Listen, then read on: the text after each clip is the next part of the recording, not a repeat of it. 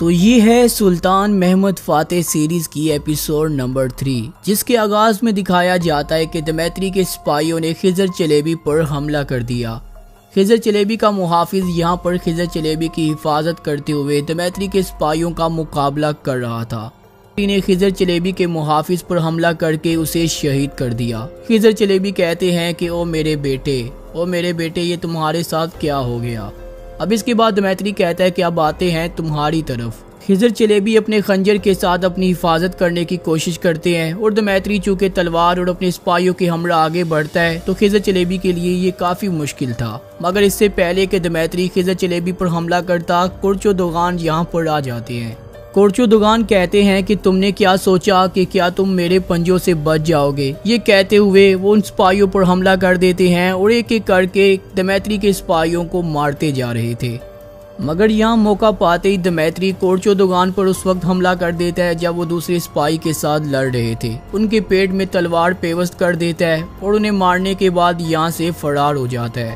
دوغان آگا ہمت دکھاتے ہوئے سپاہی کو مارنے کے بعد دونوں تلواروں کے سہارے بیٹھ جاتے ہیں۔ یہاں پر شیخ افندی کہتے ہیں کہ میرے بیٹے دوغان، اب اتنے میں مزید یعنی چری سپاہی بھی کمرے میں داخل ہوتے ہیں اور خضر چلیبی کہتے ہیں کہ جاؤ اس کتے کا پیچھا کرو۔ اس کے بعد خضر چلیبی دوغان آگا کے پاس جاتے ہیں اور کہتے ہیں کہ میرے بیٹے تمہیں کیا ہوا؟ دوغان ہمت کرو۔ وہ دوغان کے پاس جاتے ہیں اور اتنے میں ایک اور یعنی چری سپاہی آ جاتا ہے۔ وہ دوغان کو دیکھنے کے بعد چلاتا ہے، میرے آگا آپ کو کیا ہو گیا؟ خضر چلیبی کہتے ہیں کہ اسے شدید زخم آیا ہے۔ اس کے بعد دوغان آگا اپنے ماضی کے وہ خیالات دیکھتے ہیں جب سلطان نے انہیں نکال دیا تھا اور شیخ نے انہیں اپنے پاس جگہ دی تھی۔ پھر بعد میں شیخ کے کہنے پر سلطان نے دوغان آگا کو معاف کر دیا تھا اور دوغان آگا کو ایک بار پھر سے یعنی چری کا آگا بنا دیا تھا۔ اب اگلے منظر میں دوغان آگا کو قسطنطنیہ کے حکیم خانے میں دکھا کیونکہ ان کا خون کافی بہہ چکا ہے۔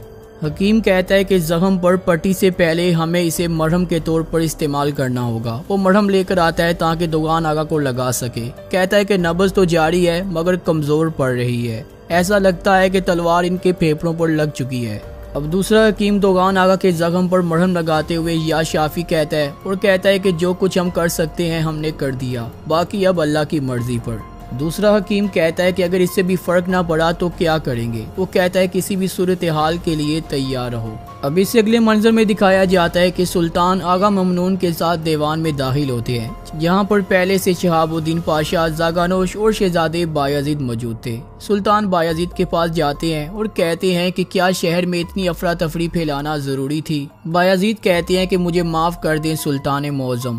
اس کے بعد سلطان آغا ممنون سے مخاطب ہو کر کہتے ہیں کہ کیا تمہاری کوئی اور بھی خواہش ہے؟ آغا ممنون کہتا ہے کہ آپ نے مجھے اپنے مدرسے کا استاد بنا دیا، میری اس کے علاوہ کوئی خواہش نہیں کہ آپ صحت مند رہیں سلطان معظم۔ سلطان کہتے ہیں کہ لیکن مدرسے بننے میں ابھی کافی وقت لگے گا، اس وقت تک میں تمہیں نوازنا چاہتا ہوں، کیا تمہیں کوئی اور فریضہ بھی چاہیے؟ آغا ممنون کہتا ہے کہ ہمارے آباء و اجداد کے آباد کردہ شہر اور وہ شہر جس میں آپ نے نئے طریقے سے روح پھونک دی، اس میں اپنی خدمات ادا کرنے کے علاوہ میرا کوئی مقصد نہیں ہے سلطان معظم۔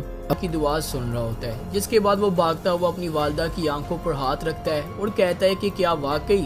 یہ سنتے ہی بایزید کی والدہ کہتی ہے، بایزید تم کہاں تھے بیٹے؟ اس کے بعد وہ بایزید کو گلے لگاتی ہے اور کہتی ہے کہ بایزید تم کہاں چلے گئے تھے؟ ہم نے پورے شہر میں تمہیں تلاش کیا، تمہیں نہ زمین پر ڈھونڈ پائے نہ آسمان پر، کہاں تھے تم میرے بیٹے؟ کیا تم سمندر پر مچھلیوں کا شکار کرنے گئے تھے؟ بایزید کہتا ہے کہ میں بھی اپنے بابا جیسا بن گیا ہوں والدہ۔ بایزید کہتا ہے کہ جس مچھلی کو ہم نے کھانا ہے میں نے اسے خود پکڑا ہے۔ بہار کہتی ہے کہ اگر تم مجھے بتاتے تو تمہیں محافظوں کے ساتھ بھیج دیتے۔ بایزید کہتا ہے کہ پھر میں اپنے والد کی طرح نہ بن پاتا۔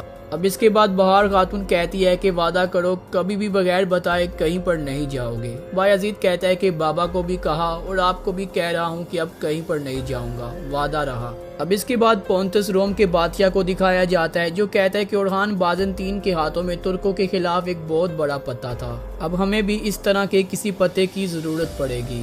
اس کے جواب میں یورگو کہتا ہے کہ میری معلومات کے مطابق محمد کے بھائیوں یا اس کے رشتہ داروں میں کوئی بھی ایسا شہزادہ نہیں بچا جو تخت کا اہل ثابت ہو۔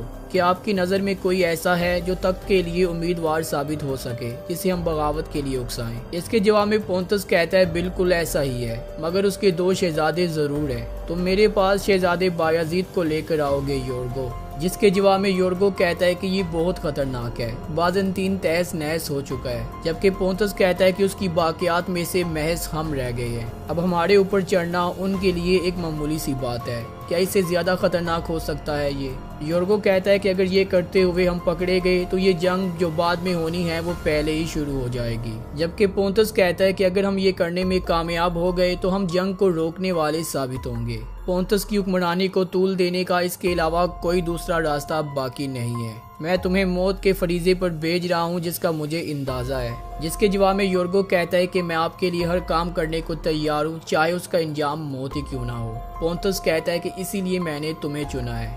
یہاں پر بادشاہ کہتا ہے کہ اپنے ساتھ محافظوں کا دستہ لے کر قسطنطنیہ جاؤ، وہاں پر تمہیں جو معلومات درکار ہوگی وہ تمہیں آغا ممنون سے مل جائے گی۔ یورگو کہتا ہے کہ جو آپ کا حکم، میں فوراً اپنے سپاہیوں کے ساتھ بیڑا تیار کرتا ہوں اور قسطنطنیہ روانہ ہو جاتا ہوں۔ پونتس کہتا ہے کہ خداوند تمہارا مددگار ثابت ہو۔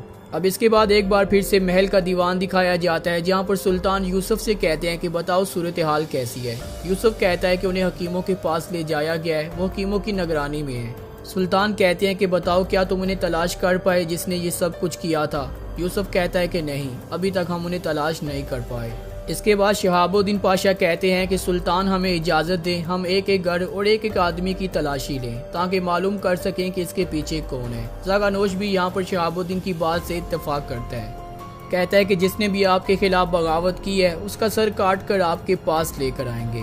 سلطان کہتے ہیں نہیں لالا، جس نے بھی یہ کیا اس کی یہی خواہش تھی کہ ہم شہر میں افراتفری پھیلائیں، اگر ہم ایسا کرتے ہیں تو وہ اپنے مقصد میں کامیاب ہو جائے گا۔ وہ چاہتا ہے کہ عوام کا ہمارے اوپر اعتماد ختم ہو جائے اور عوام کا سکون اور چین بھی ختم ہو جائے۔ زاگانوش کہتا ہے کہ سلطان آپ ٹھیک کہہ رہے ہیں۔ اس کے بعد سلطان کہتے ہیں چلے جا کر دیکھتے ہیں۔ وہ سب روانہ ہو جاتے ہیں۔